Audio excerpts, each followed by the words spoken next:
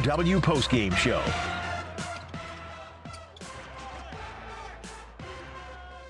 All right, we're here. We're on Twitch. Seth Goldberg with you for a post-game show after Syracuse loses to Notre Dame. Thanks for joining us here on twitch.tv/Q Sports Talk. We got plenty coming. I mean, so much to get to with this game. And you look at how that went. There's plenty to get to. We will hear from Jim Boeheim coming up in a couple of minutes as he gets to his post-game press conference, and we'll talk more about that. If you want to get involved, no phones today. You might notice we're in a different room than normal. So if you want to get involved in the show, you got to get in the Twitch chat where we see CBW already in there, of course. So get your thoughts in on the Twitch chat on Q Sports Talk or on Twitter at Seth Goldberg 17, and we will go from there. Let's start with this basic part. I look at this game for Syracuse. I look at the end of kind of that game for the Orange, and I come away with one very basic thought and one very basic comment. And this might upset people. This might annoy people. This might frustrate people that I'm thinking this way. But before we get to any of the good, allow me to say this. If you allow 88 points to Notre Dame, if you allow 51 points to Notre Dame in the second half, you very much deserve to lose. You very much deserve to lose that game. And that's exactly what Syracuse did. Syracuse allowed 51 second half points to Notre Dame. You don't win that game.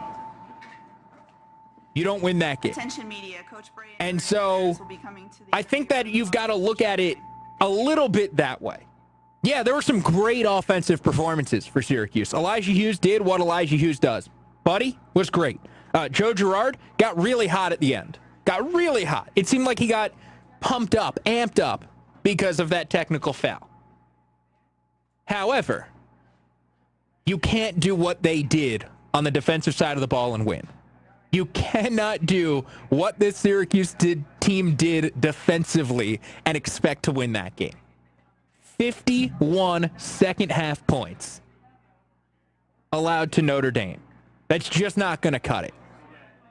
And so while there were a lot of positives, while, Joe Girard looked confident and comfortable, particularly after that technical foul in the second half, while Marek Dolezaj carried this team in the first half, while Elijah Hughes was slow to get going.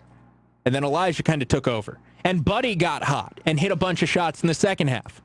And I think you got a really good performance out of Quincy Guerrier. Not only offensively, but he held his own defensively. He was better defensively than he had been.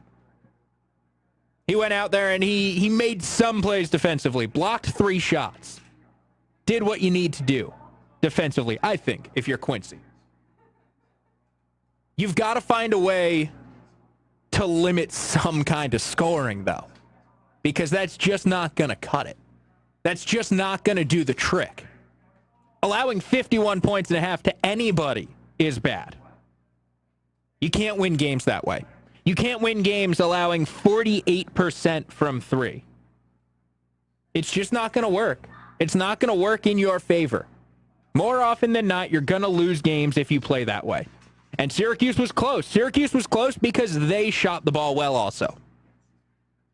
Both teams shot 48.4% from 3. Both teams were 15 for 31. Both teams were over 44% shooting from the field. But you're just not going to win many games if you play that defense. You're just not going to win many games if you allow 51 points and a half and 88 points overall. This team has some offensive firepower. This team has some ability to go score. We've seen that time and again. If Elijah and Buddy and Joe and Marek all play good offensive games, their offensive ceiling is light years ahead of where it was last year. Light years ahead. But that doesn't mean that you can't play defense. That doesn't mean that you can just ignore that side of the ball and just not do anything there defensively. And in the second half, the defense just wasn't good enough. That's my biggest takeaway from that game. My biggest takeaway is that this defense just wasn't good enough today. Did not get the job done. And we've seen again now that Syracuse hasn't quite been able to put together that all-around performance where the defense plays really well and the offense plays really well outside of the Georgia Tech game. They've done it like once where both sides are really clicking. When they go score somewhere between 75 and 85, or in the case of the Georgia Tech game, somewhere between 75 and 100 points, and then they allow just a significantly fewer, somewhere around 55 to 65. Win a game by double digits because your defense is that good and that suffocating, and your offense is that good and that potent. And we've only seen it once, really, in my opinion. We've seen it once out of this team. And I think that you want to see that again. You want to see more of that defense. Because this team, I think, is already going to struggle. I think this team is going to have their issues in the ACC. And if they don't beat Notre Dame on their home court, they're going to have some problems beating a lot of teams on their own home court this conference schedule. This team's going to struggle. And this seemed like a game that you felt like they had to win, a game that you felt like they should have won on their home floor against a team that is somewhat similar to them. But they couldn't get the job done. And largely, they couldn't get the job done because of what they did on the defensive side of the ball. 87 points should be enough to win a game in the ACC. 87 points should be enough to win a game in college basketball, even in 2020, even with the proliferation of three-point shots. 87 points should be good enough. And today it wasn't. And I think that tells you something about this Syracuse defense. That tells you something about the game that they got into. Yes, sure, Notre Dame was hot from beyond the three-point arc, no doubt. But it tells you something about the game they got involved in, that they went ahead and lost despite shooting 48% from beyond the three-point arc and scoring 87 points. That's a lot. That's a lot. And we've talked about the struggles this team has defensively, whether it's because of Quincy Guerrier, whether it's because of Joe Girard and Buddy Boeheim at the top of the zone. Whatever the reasoning might be, whatever the reasoning you think is, well, let's go ahead and get Jim Boeheim. Big shots. They made the shot. We played just about as well offensively as we can, but we've got to get stops to win, and we couldn't do that. Questions? Coach, from what you saw, did Girard get fouled on that last one? I couldn't see. Couldn't tell. Jim, how much of a factor was their ability to get offensive rebounds in the second chance pass? Well, that was the game. We just couldn't get anything in the second half. First half, we were okay on the board. Second half, we did nothing. Brahma's got to be able to stay in there and be able to make plays for us. We're small when he's not in, but, he's just not getting it done. Only Quincy and Howard off the bench. Could you envision the rotation staying at 7 in the conference play? Probably 7 or 8. That would be tops. Did you expect for Howard to be playing as much as he was before the season? Before the season, we didn't know what was going to happen. We had 5 guards before the season. That's all changed. So you have to change with what happens. 2 guys are hurt, 1 guy's out, 1 guy was out today. Jim, with a guy like Mooney offensively, how hard is it to stay with guards like Prentice and Hub? Well, it's hard, but he's just so physical down low. He's a physical, strong kid, tough, and we just couldn't deal with him down there. We've had the same problem all year. Our offense just is better now, so we can hang in, but we can't do anything down there with that guy. We just don't have anybody that can do anything with him down there. What turned the corner for Girard towards the end of the game? He just started making shots. He can do that. And he got going, he got hot. He can do that. Our guards are young. They're going to make some mistakes, but they're getting better. They're getting better. Did he seem a lot more energized after the technical foul? No, I didn't see that. No, I didn't see that. How is Parama look physically to you? Does he have explosiveness? Nothing problem. He has no physical problems. None. Where do you see Marek be at his best offensively? Where do you see Marek at his best offensively? You know, he's good, you know, wherever he is. He's playing good basketball. It's tough for him to play center. It's just not, you know, physically it's tough. He's a hard matchup for other people, though. So it's Quincy did a really good job coming in, got on the boards. You know, he was good. He's earned some more playing time. He's been good in practice, too. So we'll see him more. All right, we'll see you Tuesday.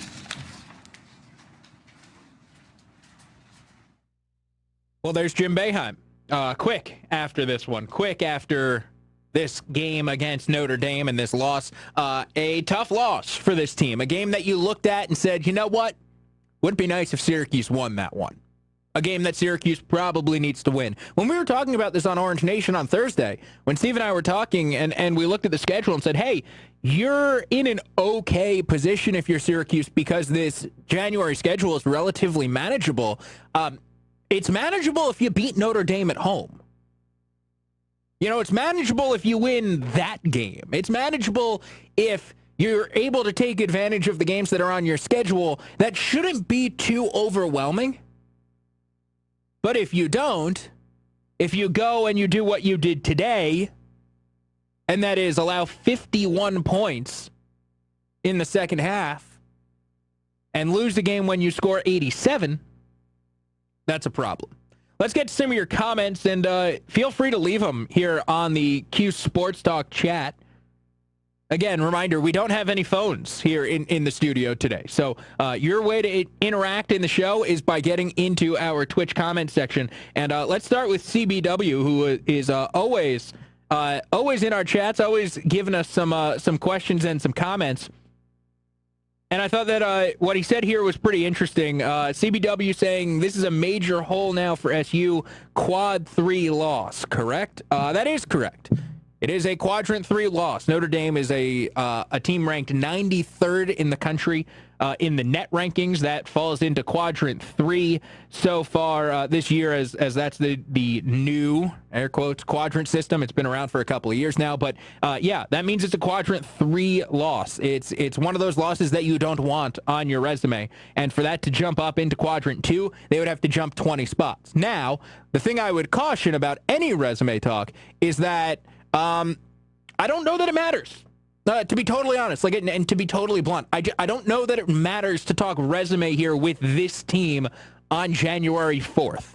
Like, to me, that's a waste of hot air. That's a waste of breath to go ahead and start talking about the resume, because I don't think Syracuse has a resume that's going to be good enough for the NCAA tournament. And quite frankly, I don't think this team is good enough to go ahead and make the NCAA tournament. So I really think it's just a waste of time. I don't think this team is going to the tournament. I don't think this team is going to play those kind of meaningful games. And so it doesn't matter if they have a quadrant 3 loss or if they have a quadrant 3 win. It doesn't make a difference to me because I don't think it matters at the end of the year. So, like, we can go and we can have fun and we can talk about this team and talk about growth and talk about the players, and we can enjoy the ride. But at the end of the year, I don't see this ending in an NCAA tournament berth. At least I don't. It's my 2 cents. Feel free to have different thoughts. Feel free to be annoyed at me. And feel free, please, when they do, if they do go ahead and make the NCAA tournament, if they do go ahead and win 12 of their next 17 games or 13 of their next 17 games, come back to me. Please. I'll be happy to have you come back to me if they go ahead and rip off a bunch of wins here. I just don't see it. I don't see it. One other thing that that CBW brings up, and I think it's a really good point, and it's something that Jim Boeheim said. He mentions, as good as Marek played today, can SU survive with him at center? That's been the problem for this team the last 2 years. Forget about just this year. That's been the problem for this Syracuse team the last 2 seasons. You look at Marek Dolezaj, and he's a great player. Like, I think that he's a really, really good basketball player. I really do. I think that he's incredibly smart. I think that he always makes that right play, maybe to a detriment. I think that he's always looking to pass it to somebody else, like to a fault. He's got a knack for rebounding. He knows where to be defensively. He's figured out how to score here this year, and he's been better offensively. I mean, look at what he did today. 13 points, 10 rebounds, 7 assists. That's a really good game. That's a really good game. And then he does everything else like facilitate your offense and make things go. With that being said, the problem with him over the last 2+ seasons is that somehow he hasn't gained any weight. Somehow he hasn't put on any muscle. Not at all. And that's an issue. That's an issue if you want him to play inside. That's an issue if you consistently need him to play the 5. Now, I think that putting Marek Dolezaj at the 5, putting Marek Dolezaj at center, gives you some interesting looks. It allows you to do some things that you can't do with a traditional big, and it allows you to do some things that, quite frankly, you can't do with Barama Sidibe. Or, last year, Pascal Chukwu. It just wasn't possible to go ahead and do certain things with them that you could do with Marek. So I don't think he's necessarily the problem, but I did agree, with the concern and with what Jim Boeheim said about it's hard to get away with him at the 5 for stretches too long, especially if you don't have another physical player out there, which is why, in my opinion, Quincy Guerrier is so important. You need Quincy Guerrier to become a force. You need Quincy Guerrier to come out and become a big-time player for you. Big-time player for you.